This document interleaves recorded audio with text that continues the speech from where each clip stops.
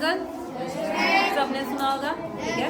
अब ट्राइंगल्स जो होते हैं यानी कि जो त्रिभुज होते हैं उनके अलग अलग प्रकार होते हैं। तो आज हम उन त्रिभुज के यानी कि ट्राइंगल्स के डिफरेंट टाइप्स के बारे में पढ़ेंगे, लेकिन दोनों में कुछ असमानताएं हैं, ठीक है, वो आज हम समझते हैं। सबसे पहले जो त्रिभुज होता है वो 3 प्रकार का होता है, ठीक है। कितने प्रकार का? 3, यानी कि 3 डिफरेंट टाइप्स। सबसे पहले हम बात करते हैं विषम बाहु, यानी कि जिसे हम इंग्लिश में बोलते हैं स्केलेन ट्राइंगल। अब ये भाई विषम बाहु यानी कि स्केलेन ट्राइंगल क्या होता है? स्केलेन ट्राइंगल यानी कि विषम बाहु ऐसा त्रिभुज होता है कि जिसकी तीनों भुजाएं बराबर नहीं होती हैं। तीनों भुजाएं यानी कि जिसकी तीनों साइड्स बराबर नहीं होती हैं। अगर उसकी तीनों साइड्स बराबर नहीं है तो क्या वो ऐसा ट्राइंगल बन सकता है? क्या उसकी ट्राइंगल की पर्टिकुलर शेप आ सकती है? नहीं ना। अब इसकी तीनों भुजाएं बराबर नहीं होने के कारण ये 6 सेंटीमीटर ले लेते हैं, हम एज्यूम कर लेते हैं, ये 2 सेंटीमीटर हो गया और ये 4 सेंटीमीटर। तो ऐसा ट्राइंगल यानी कि ऐसा त्रिभुज जिसकी तीनों समस्त भुजाएं बराबर नहीं होती है उन्हें हम कहते हैं विषम बाहु, ठीक है। नेक्स्ट हम आते हैं समबाहु, और सम का मतलब होता है बराबर, यानी कि जिसकी समस्त भुजाएं यानी कि जिसको तीनों साइड्स बराबर होती हैं। अब भाई ये भी 6 सेंटीमीटर है, ये भी 6 सेंटीमीटर है और ये भी 6 सेंटीमीटर है। तो ऐसी भुजाओं को हम बोलते हैं समबाहु यानी कि इक्विलेटरल ट्राइंगल। सम का मतलब हो गया जिसकी समस्त भुजाएं हैं वो बराबर होती हैं, और इंग्लिश में बोलेंगे तो इक्विलेटरल ट्राइंगल। लास्ट त्रिभुज पे आते हैं आइसोसेलेस, और हिंदी में बोलेंगे तो समद्विबाहु। अब द्वि का मतलब क्या होता है भाई? द्वि का मतलब संस्कृत में क्या होता है? दो। तो इसके नाम से ही क्लियर हो रहा है कि भाई ऐसा त्रिभुज जिसकी सिर्फ 2 भुजाएं बराबर होती हैं उन्हें हम बोलते हैं समद्विबाहु त्रिभुज, और इंग्लिश में बोलेंगे तो आइसोसेलेस ट्राइंगल। आइसोसेलेस ट्राइंगल ऐसा ट्राइंगल, ऐसा त्रिभुज जिसकी 2 भुजाएं बराबर है लेकिन एक भुजा अलग है। अब इसके हम 2 भुजाएं बराबर कर लेते हैं, ठीक है। ये 9 सेंटीमीटर, ये भी 9 सेंटीमीटर, और भाई ये छोटी भुजाएं हो गई तो इसलिए ये भी क्या बनेगा? छोटा बनेगा।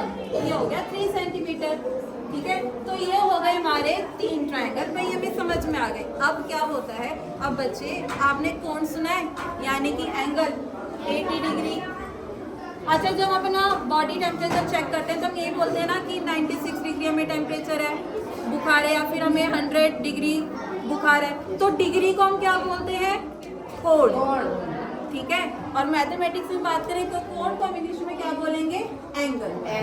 अब एंगल के बेस पे ये जो हमारा त्रिभुज है, जो हमारा ट्राइंगल होता है वो भी 3 प्रकार का होता है। नॉर्मली भी 3 प्रकार का होता है। अगर हम कोण पे यानी कि अगर हम एंगल के बेस पे बात करेंगे, और एंगल आप कैसे पहचानेंगे? ये जो डिग्री का साइन होता है, ठीक है।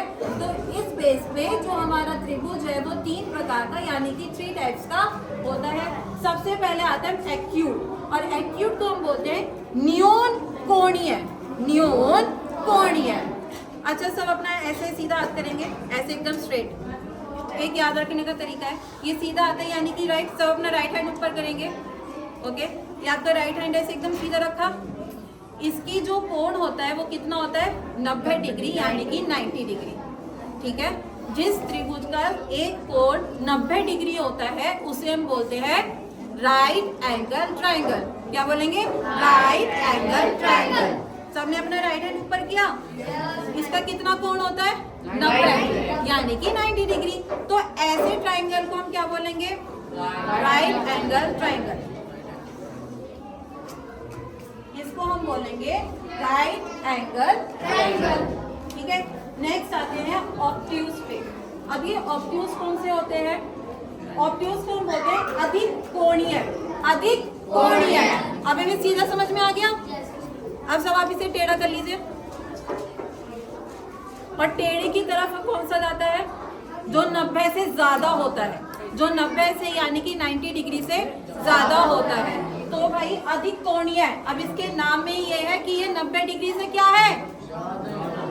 तो उसे हम बोलेंगे ऑब्ट्यूज एंगल, कि त्रिभुज का एक ऐसा एंगल होता है जो 90 डिग्री से अधिक होता है, ठीक है। और लास्ट हमारा होता है न्यून कोणीय, यानी कि एक्यूट। अब ये क्या होगा, ये 90 डिग्री से कम होगा या ज्यादा होगा, कम।